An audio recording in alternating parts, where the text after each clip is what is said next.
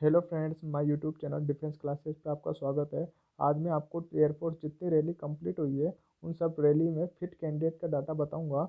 इन जो डाटा मैं आपको बताने जा रहा हूँ, ये डाटा कुछ कैंडिडेट द्वारा भी बताया हुआ है जो रैली कंप्लीट करके आए हैं। जो लास्ट में बचते हैं कैंडिडेट, उनको पता होता है कि वहाँ पे मेडिकल के लिए कितने बुलाए गए हैं और फिर मेडिकल के बाद में कितने फिट हुए हैं। वो डाटा मैं आपको बताऊँगा। और जो डाटा मैं आपको बताने जा रहा हूँ यहाँ पे, इस डाटा को कलेक्ट करने में काफ़ी टाइम लगा है। तो कृपया अगर आपको ये वीडियो अच्छा लगे तो इसे लाइक करें, और यदि आप इस चैनल पर नए हो तो कृपया इसे सब्सक्राइब करें। अब मैं अपना वीडियो स्टार्ट करता हूँ कि ये डाटा में क्या क्या है।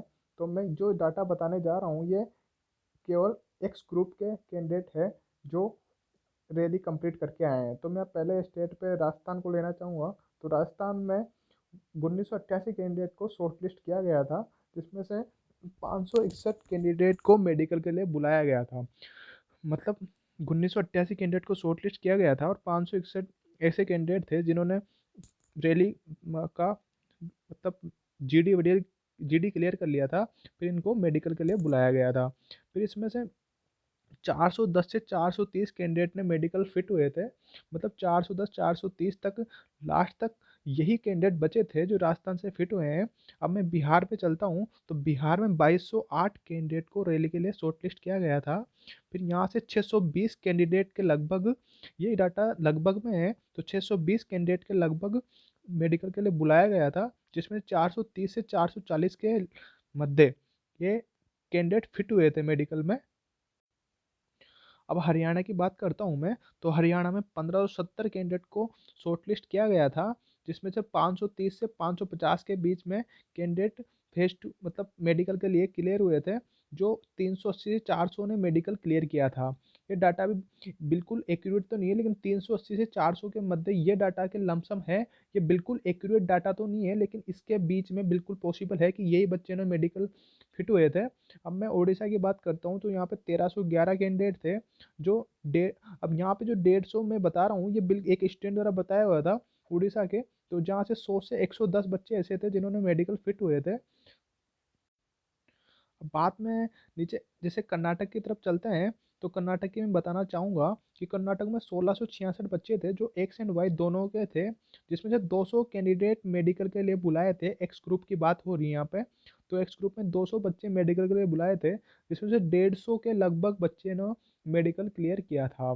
तो यहाँ पे अगर मैं यूपी की बात करूँ, जो अभी दिसंबर में रैली कंप्लीट हुई थी, तो दिसंबर में रैली कंप्लीट हुई थी इनकी, तो 1181 कैंडिडेट को यूपी में शॉर्टलिस्ट किया गया था, जिसमें से 500 से 520 कैंडिडेटों ने मेडिकल के लिए बुलाया गया है। और ये 360 से 380 के मध्य ही कैंडिडेट मेडिकल फिट होंगे, क्योंकि 100 से 150 कैंडिडेट को रीमेडी को मतलब 200 से 250 कैंडिडेट को रीमेडिकल मिलता है, जिसमें से 100 से 150 कैंडिडेट अनफिट हो जाते हैं।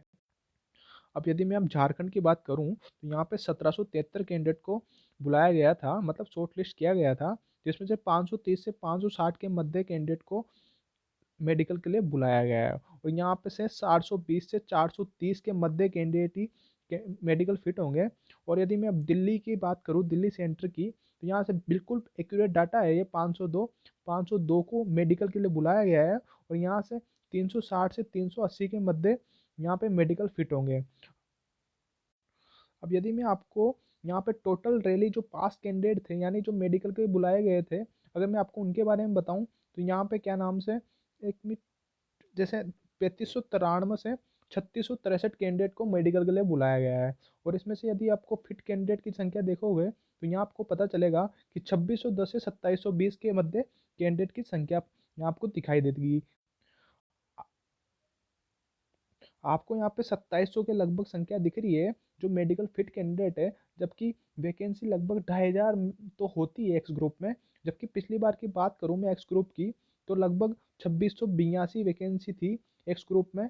और इस बार यदि 2600 वैकेंसी होगी, तो आराम से रैली वालों का लगभग सबका हो जाएगा। कि मतलब यह तो फिक्स है कि यदि रैली में जिसके 40 नंबर भी आए हैं, उनका बिल्कुल श्योर है, क्योंकि इसमें से ज़्यादा बच्चे निकलेंगे नहीं बाहर। अब यहाँ पे जो 2700 बच्चे हैं, इनमें से यदि वैकेंसी 2500 भी होती है, तो भी 250 कैंडिडेट ऐसे होंगे जिनको स्टैंड बाय में रखा जाएगा। तो यदि इनमें फिर भी कैंडिडेट कम पड़ते हैं तो जो पिछली पीएसएल मतलब जो पिछली पीएसएल थी मतलब इनरोलमेंट आउट थे उन 682 कैंडिडेट थे उनको बुलाया जाएगा। और यदि इनमें वैकेंसी फुलफिल हो जाती है तो उनको शायद ही बुलाया जाए। अब यदि मैं इसको अभी ऑफिशियल रूप से नहीं बता रहा, लेकिन यदि आपको इसको ऑफिशियल रूप से जानना है तो 31 दिसंबर को जो पीएसएल की डेट दे रखी है उस 31 दिसंबर को पीएसएल नहीं आएगी। ये बिल्कुल बिल्कुल कंफर्म है कि 31 दिसंबर को पीएसएल नहीं आएगी, क्योंकि अभी उनके रीमेडिकल बाकी हैं। जो अभी दिसंबर में रैली कंप्लीट हुई थी उनके रीमेडिकल बाकी। अब आपके मन में आ रहा होगा कि पीएसएल कब आएगी, फिर अगर 31 दिसंबर को पीएसएल नहीं आएगी तो फिर पीएसएल कब आएगी।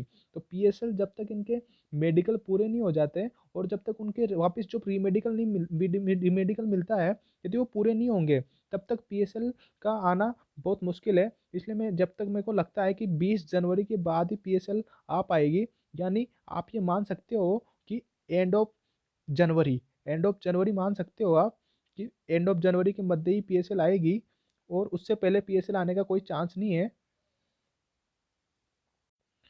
अब यदि मैं आपको पीएसएल की कट ऑफ बताऊं तो पीएसएल की कट ऑफ लगभग 40 के अराउंड रहने वाली है। यानी इसको प्लस माइनस 2 भी कर सकते हो आप कि इससे ज़्यादा कट ऑफ नहीं जाएगी, क्योंकि आप यहाँ पे अगर स्टूडेंट का मैं यहाँ पे जो डाटा देखोगे मेडिकल फिट स्टूडेंट का तो लगभग 2700 है।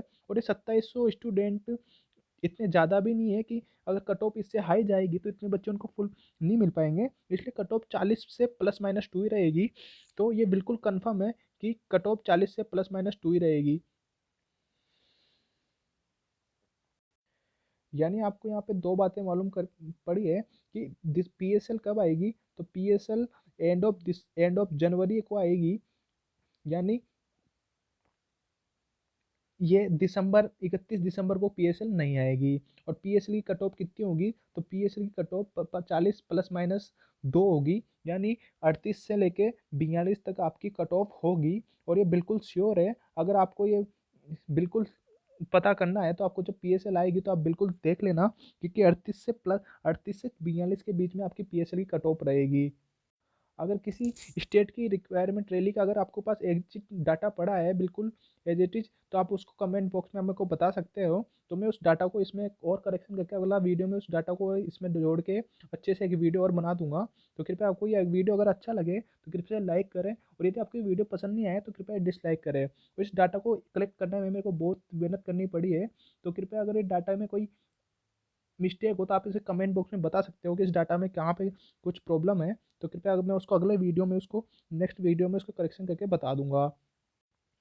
आप इस डाटा को एक बार आप भी खुद अच्छी तरह देख सकते हो। अगर आपको इसको स्क्रीनशॉट लेने की ज़रूरत है तो आपको स्क्रीनशॉट ले भी सकते हो, ताकि आपको ये बाद में जब पीएसएल आएगी तो आपको पता चलेगा कि ये डाटा कितना सही है और कितना गलत।